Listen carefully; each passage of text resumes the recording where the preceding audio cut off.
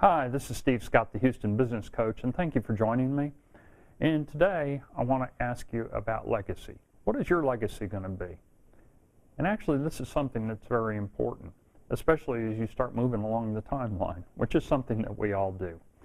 Back in 1833, Alfred Nobel was born into a family of engineers, and you probably are familiar with the name because of the Nobel Peace Prize. There's a chemistry prize, physics prize, and I want to say there are 2 or 3 others.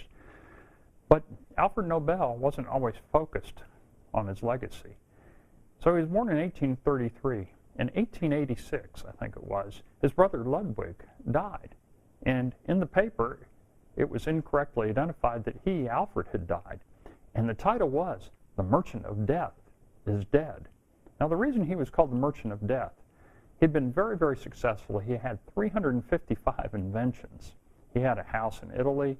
He had everything he wanted. But the reason he was known as the Merchant of Death is he invented what we know today as dynamite.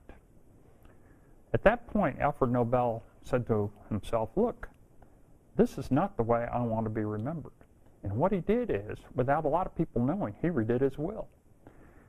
And when he died in December of 1896, and they opened up his will, 94% of his fortune was dedicated to funding what we know today as the Nobel Prize.